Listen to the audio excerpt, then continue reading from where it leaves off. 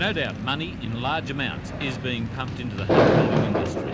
At $939 million, December home finance across Australia was nearly double the previous year. Closer to home, the Newcastle Home Permanence lending is up by $12 million this financial year.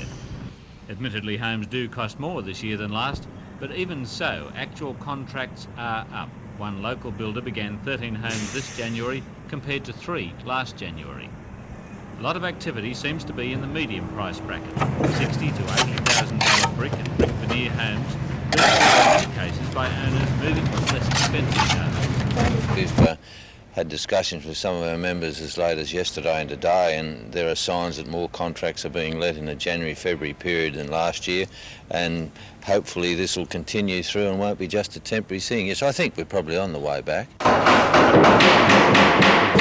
They are nervous when cash in on the recovery without any real security. For instance, hardwood has already risen 8% due to a new government levy. One thing that does worry me is the increase in charges. Is hopefully if we've got a recovery, it's not spoilt by increases in costs, both local government and state government charges. There's been a significant increase in the cost of hardwood, and the benefits we get out of a recovery could be somewhat dampened by increases in costs, both wages and materials.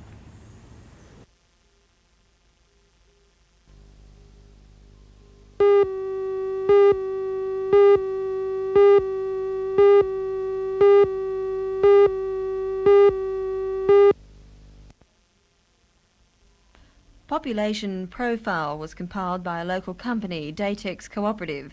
The information is a selected set of data from the Bureau of Statistics, but in a form that people can read and understand. A similar profile is underway for the Newcastle Council area and for the Hunter region as a whole. The profile calls Lake Macquarie a young family area. In 2 years, the population has risen by 7,000 to 160,000 people. It continues to show solid growth, approximately 3,000 a year. The interesting thing is that 1/5 of that growth is the direct result of net migration from other local government areas. The latest population figures back moves by the council to change the status of Lake Macquarie from a municipality to a city. Areas which have the highest population include Charlestown, Belmont and Bullaroo. At the other end of the scale, Redhead has the smallest population. A closer look at the report reveals some changes in Lake Macquarie over the past decade, including the average age of residents in certain areas. The role of women in the workforce is also changing. 10 years ago, the majority of women were employed in the wholesale and retail industry. Now it's community services. In this report, the municipality has been divided into 14 planning districts, each with a breakdown of population, family income, employment, marital status and other data. It was prepared as a community service by the Lake Macquarie Council. But will the council make use of it too? Oh yes, Robin, it's a very important document to us in that it identifies for us so much about the population and many of the needs and requirements. That kind of information that is contained in that document is absolutely necessary.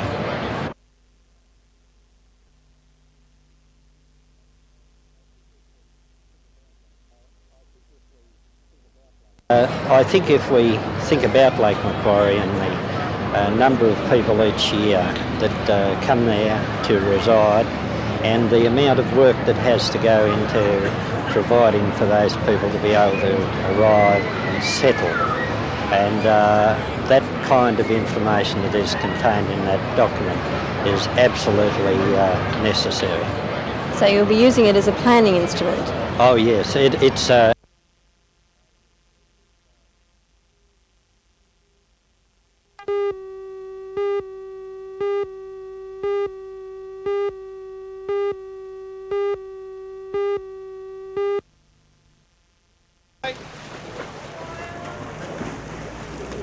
Eight teams from in and around the Hunter took part in today's championships, and right from the start Raymond Torres established themselves as the team to beat. Get it. Run out.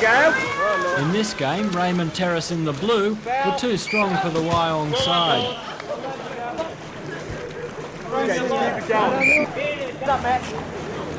In the final this afternoon, Terrace met Cardiff, the side they narrowly beat the last time the two teams met.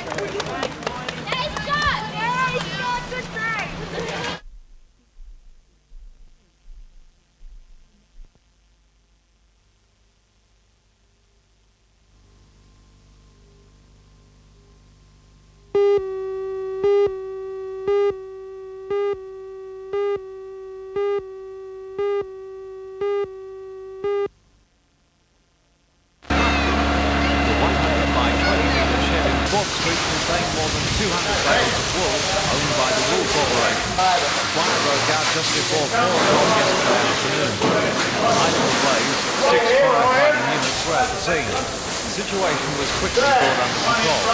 Wool continued to smolder for some hours.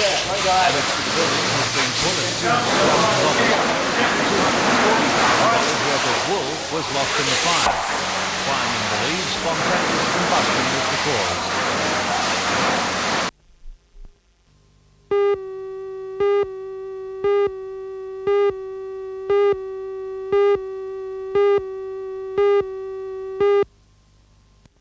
Meanwhile, in the Hunter, only a few surgeons have notified hospital boards of their intention to impose bans on non-urgent surgery.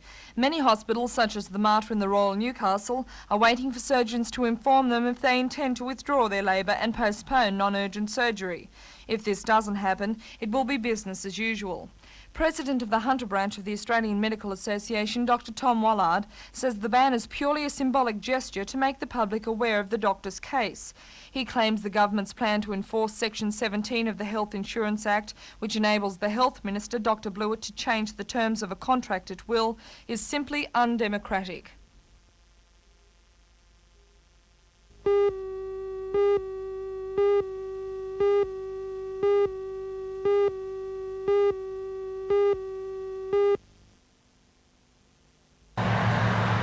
Yesterday, more dead fish were recovered from the dam on the property owned by Mr. and Mrs. Dalton. So far, they've run into a brick wall in their attempts to have someone claim responsibility for polluting the dam.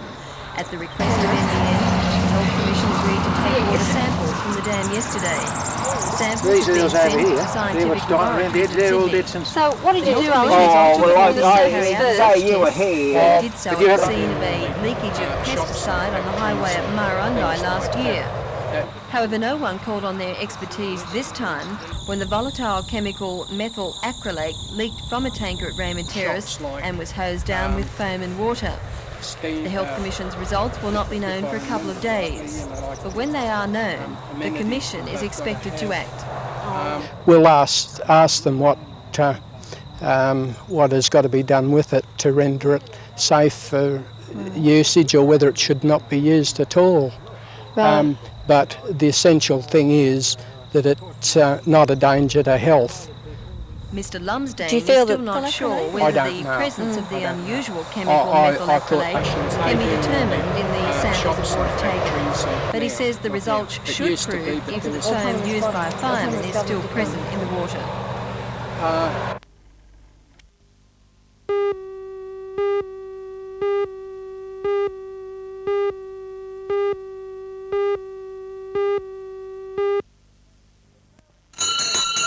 It is a going, growing and a glowing concern, isn't it, Sergeant from old Sydney town, of course? Certainly is. Get a bargain here, you'll get a bargain here, don't miss it, missus. Of course, if you have a patch in your trousers, where would you go? There are Mars! 16 stores in Sydney, one in Gosford, one in Wollongong, and now one in Newcastle.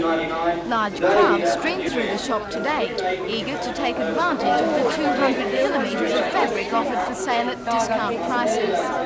Mars sells a wide range of dress materials, but specialises in curtains.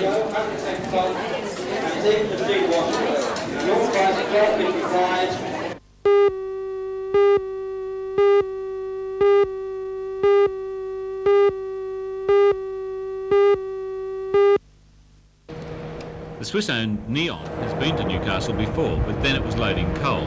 This time its cargo is 58,500 tonnes of wheat, worth about $9 million, destined for Russia. As it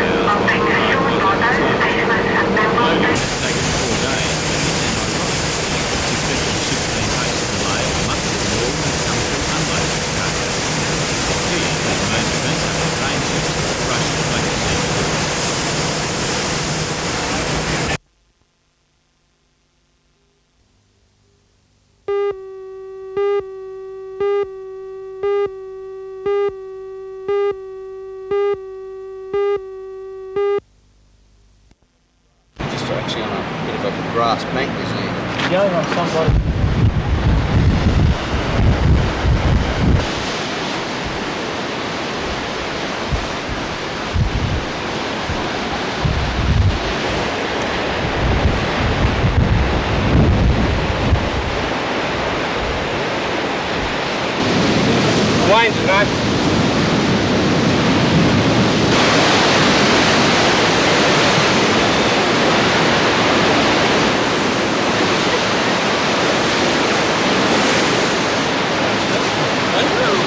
Actually, right? Yeah, a bit hard on the balance, that's it. Used to it.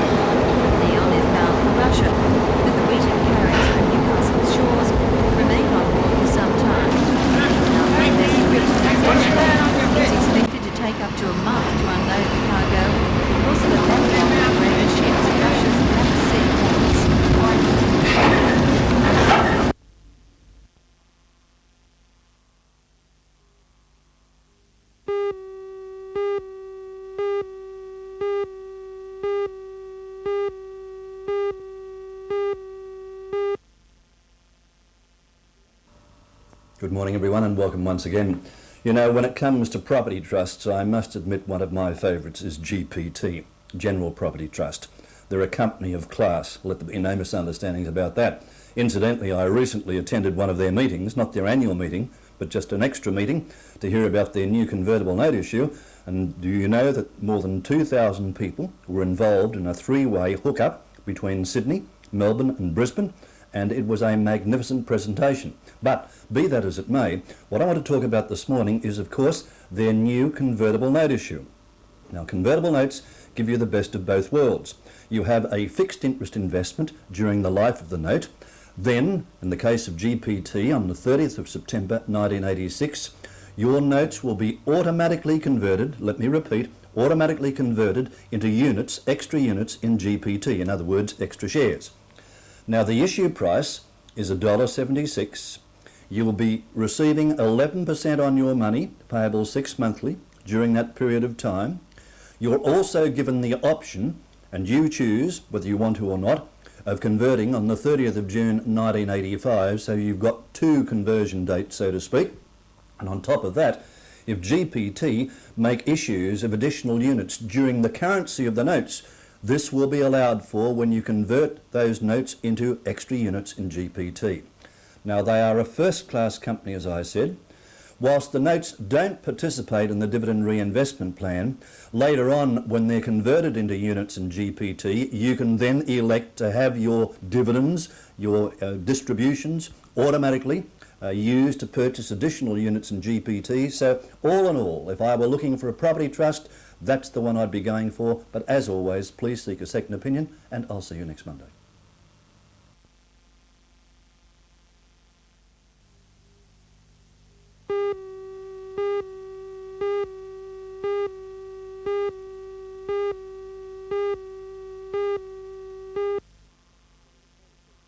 Well, Well, the report is still Alderman confidential, John but Tate I says believe tonight's that there is report a is way a that comprehensive study the prepared decisions by the can be made engineering which will department. satisfy It will everybody's touch on needs, two and in controversial particular their issues: need. the Walls End Brickyard site, which residents do not want as a future council dump, and the move to save the Shortland swamplands from the same fate.